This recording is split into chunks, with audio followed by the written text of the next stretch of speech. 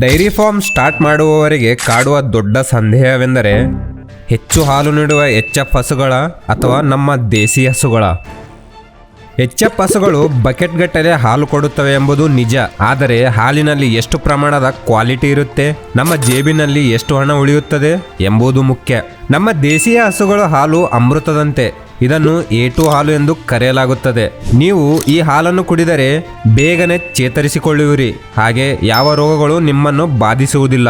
ಈಗ ಜನರು ತಮ್ಮ ಆರೋಗ್ಯಕ್ಕಾಗಿ ಈ ತಳಿಯ ಹಾಲನ್ನು ಹುಡುಕುತ್ತಿದ್ದಾರೆ ಮತ್ತು ಅದನ್ನು ಹೆಚ್ಚಿನ ಬೆಲೆಗೆ ಖರೀದಿಸುತ್ತಿದ್ದಾರೆ. ನಮ್ಮ ಗಿರ್, ಸಹಿವಾಲ್ ಹಸುಗಳು ನಮ್ಮ ಸ್ಥಳೀಯ ಹವಾಮಾನ ಮತ್ತು ಬಿಸಿಲಿಗೆ ಬಲಿಷ್ಠವಾಗಿವೆ. ಅವು ಹೆಚ್ಚು ಅನಾರೋಗ್ಯಕ್ಕೆ ಒಳಗಾಗುವುದಿಲ್ಲ. ಇದು ಪಶುವೈದ್ಯರ ವೆಚ್ಚ ಮತ್ತು ಔಷಧದ ಮೇಲೆ ಬಹಳಷ್ಟು ಉಳಿತಾಯ ಮಾಡುತ್ತದೆ. ಅವು ಕಡಿಮೆ ಮೇವನ್ನು ಸಹ ತಿನ್ನುತ್ತವೆ.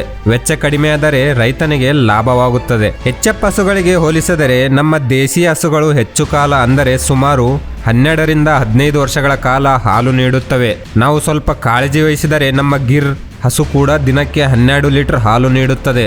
ಇದರ ಬಗ್ಗೆ ನಿಮ್ಮ ಅಭಿಪ್ರಾಯವನ್ನು ಕಮೆಂಟ್ ಮಾಡಿ ತಿಳಿಸಿ. ದೇಶಿ ಹಸುಗಳ ಉತ್ತಮ A2 ಹಾಲು ನೀಡುತ್ತವೆಯೋ ಅಥವಾ ಎಚ್.ಎಫ್ ಹಸುಗಳ ನೀಡುತ್ತವೆಯೋ?